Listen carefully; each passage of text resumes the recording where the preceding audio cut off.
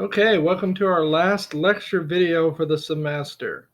Now, if you guys do have some questions that you want answered, I can produce another video in our last week of class answering your questions. So if you do have some questions, please let me know and I'll be happy to do that. However, I want to go ahead and get this out to you, like I said in the last video.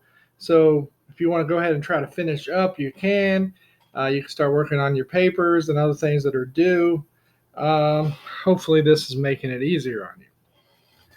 So, as the chair squeaks, um, let's talk about emancipation. Let's talk about Reconstruction. War ends 1865. The slaves were now free, but what does that mean?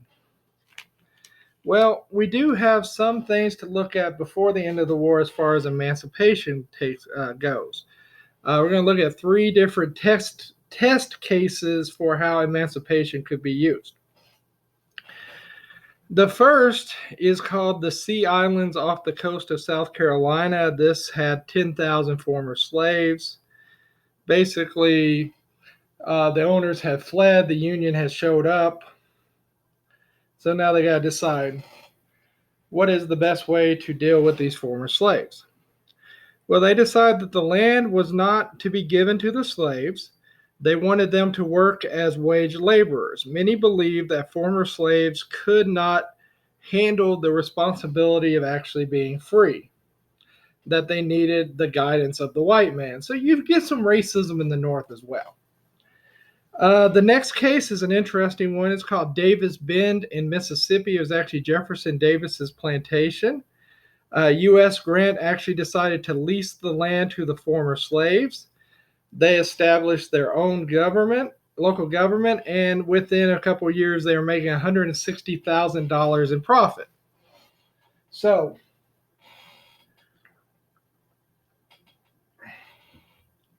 you have the exact opposite going on there. The third and largest test case was Louisiana, eventually up the entire Mississippi Valley, encompassing 700,000 former slaves. After the Union captured New Orleans in 1862, the Army established a policy to guide former slaves. However, what former slaves were told to do, is they were required to remain on their plantations where they were given a 1-year work contract. Now, they did ban corporal punishment, so that's good. Now, if you actually wanted to leave, you had to get a pass from the plantation owner. Say you were just somebody who had decided that, well, I'm kind of done with the whole agriculture thing. If you left, you would actually be arrested and returned back to the plantation. But at least you couldn't be beaten anymore. But hey, now you were free, right? Now, we had to decide how to bring southern states back into the Union. That is what Reconstruction is all about. Now, Lincoln had a very different view than, say, the radical Republicans. What Lincoln proposed, and you saw this coming in his second inaugural when he said, with justice toward all and malice toward none. It's with malice toward none and charity for all. We want to, quote, achieve and cherish a just and lasting peace among ourselves. And he wanted a more lenient Reconstruction. He proposed what was called the 10% plan. And basically, what it said was that a state government had to be established with universal male suffrage. And as soon as the plan would actually pardon all Southerners except for high ranking officials. And as soon as 10% of the population took an oath of loyalty to the Union and supported emancipation, then they could come back to the Union. This plan made a lot of the radical Republicans angry. In fact, according to the Wade Davis Manifesto, as part of the Wade Davis Bill, a more studied outrage of the legislative authority of the people has never been perpetrated. They thought that Lincoln had kind of overstepped. What they wanted to do instead is they wanted to, basically make Reconstruction take a really long time. They would have to have a new government, universal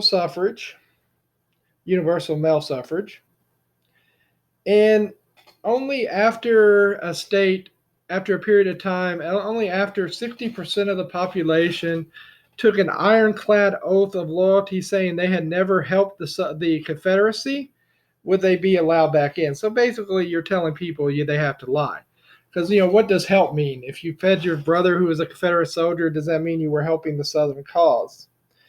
Well, Lincoln vetoes this Wade Davis bill, which was so harsh.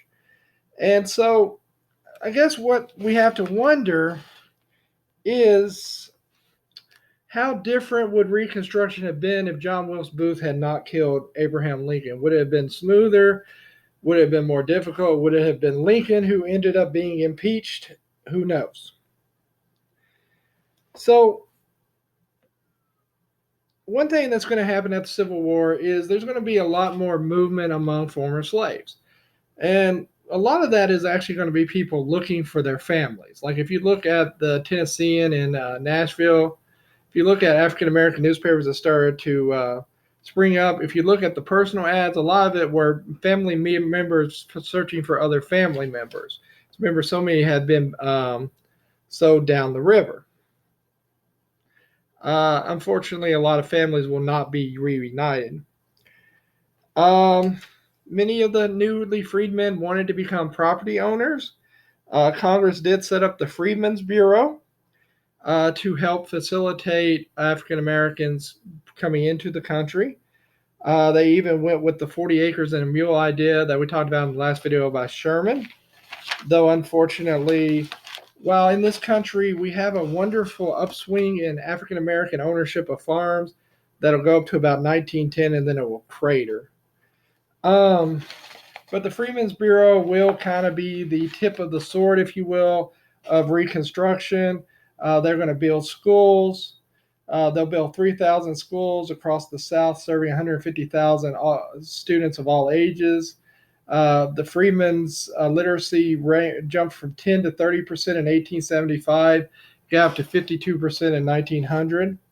Most early teachers will be single white women from the North, but this will lead to the creation of colleges like Hampton and what we know now as the historically black colleges to fill this void of education. Now, the center of the newly freed African American community will be the black church.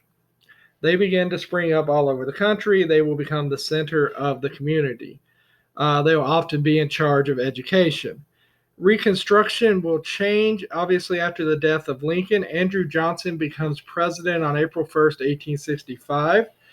At first, he said he would deal harshly with the South, but Johnson is kind of a racist. In May of 1865, he outlined a very lenient plan for the South, gave pardons and amnesty, and returned property to those who took an oath of allegiance. However, if you had wealth, you had to personally apply to Johnson for a pardon. I'm not saying that this is shady and he was taking a bribe, but this was shady and he was probably taking a bribe. Johnson would then appoint a temporary governor. Then it could hold a convention. If it ratified the 13th Amendment and renounced secession, they could then hold an election, and Johnson would then recognize it as a state. By the fall of 1865, 11 Confederate states had new constitutions. Johnson declared the Union restored and said Reconstruction had ended. However, Republicans in the Congress were unhappy with this. Southern voters were voting for ex-Confederate candidates. Mississippi and South Carolina passed what were called the Black Codes that limited the rights of freemen. They used vagrancy as a catch-all to arrest as many African Americans as they can. So Congress comes back, they stepped in, they vowed to block Johnson's plans. They wanted a slower process of Reconstruction for two main reasons. One, which was good, The slower it is, the easier it is to bring African Americans into the country. The other one is a power grab. Republicans thought that the longer it took in the South, the more of a political foothold Republicans get in the South, and then they could expand their power. They wanted African American men to be able to vote. In fact, they will be 80% of the Republican vote in the South. In January of 1866, Congress convenes.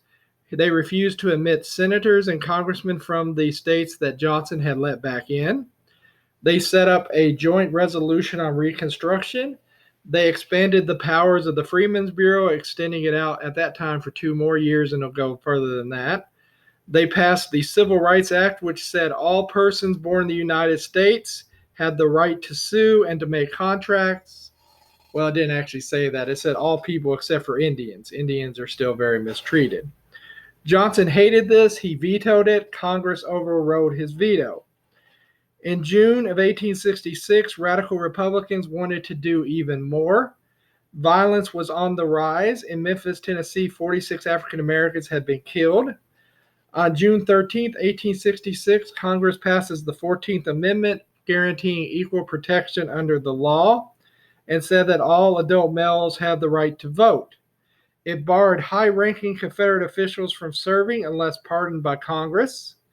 It also said that there would be no compensation for slave owners. Lincoln had actually tried to get slaveholders, especially in Kentucky, to accept money from the government for their slaves. Now that was off the table. Johnson campaigned against the 14th Amendment. Oh, by the way, the 14th Amendment also said if you were born here, you're a citizen of this country. In March of 1867, the Congress passed the first of 4 Reconstruction Acts. The South was divided into 5 military districts, except for Tennessee. They got out of it. Military commanders were placed in charge to restore order. So that's right. The South was under martial law. Then a new strict readmission could begin. They had to have elections for delegates to a state convention with universal male suffrage. If Congress approved and they ratified the 14th Amendment, they would be readmitted as a state. Johnson vetoed the Reconstruction Act. His vetoes were overturned. So, as you can imagine,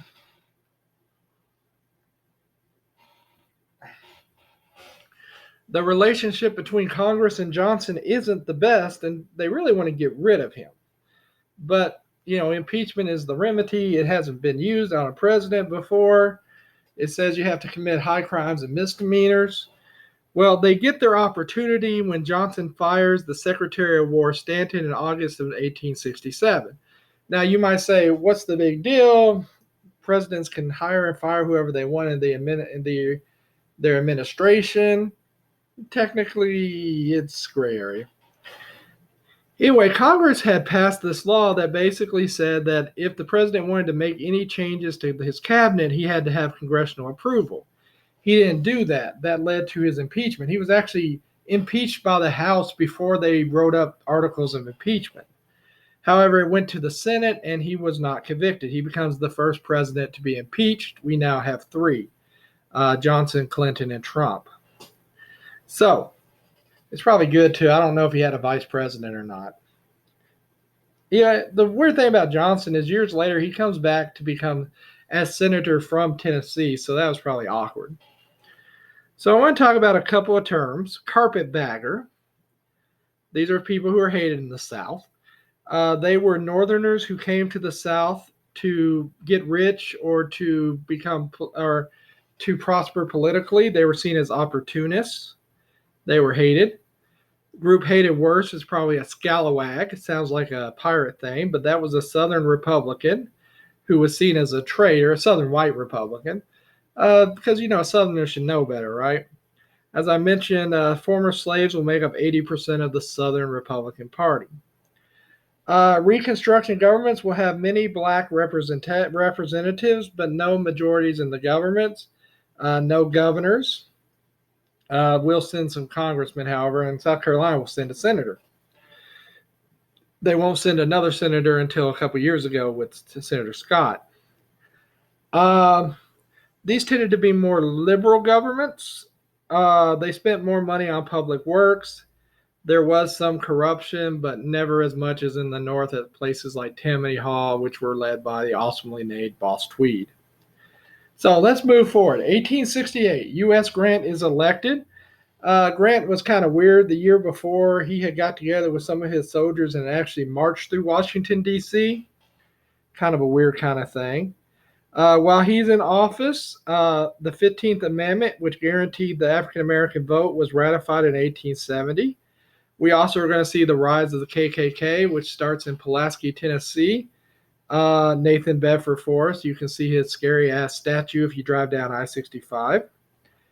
In 1873, we will see Reconstruction begin to come to an end, partly because of the Panic of 1873.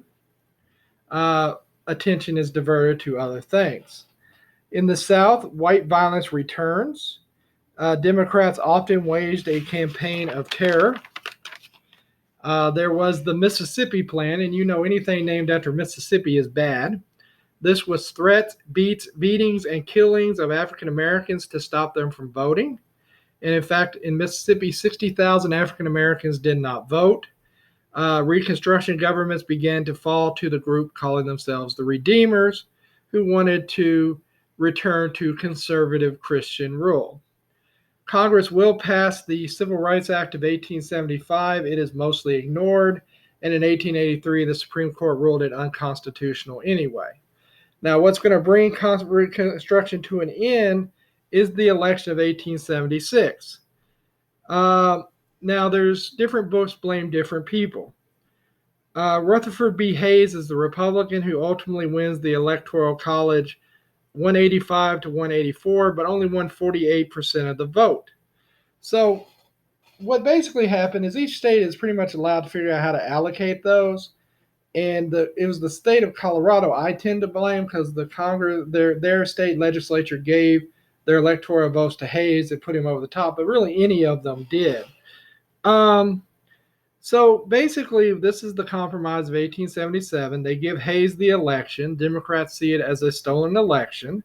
Hayes agrees to pull out the last of the federal troops from the South in 1877. The Redeemers return white rule.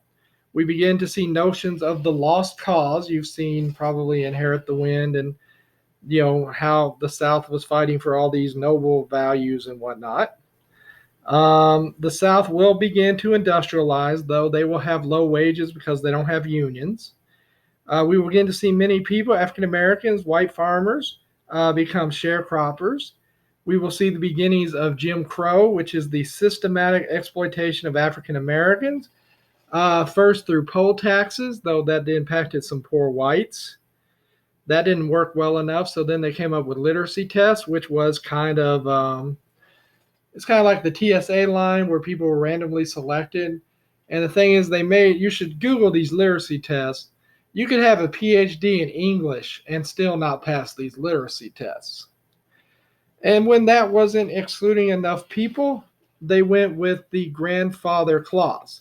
It basically said, if your grandfather could vote in 1860, you can vote you can vote now. So you see kind of how that kind of worked.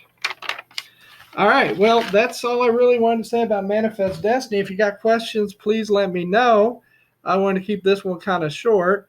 Anyway, it's been an odd semester, but I've loved having you guys in class. We still got a couple of weeks, obviously, to go. We're just doing this early. So if you need any help with anything, please let me know. You can turn in your assignments anytime you want. Just get them to me by May 8th and then the final that following week. Look for the final in the next week or two. All right. See you guys later.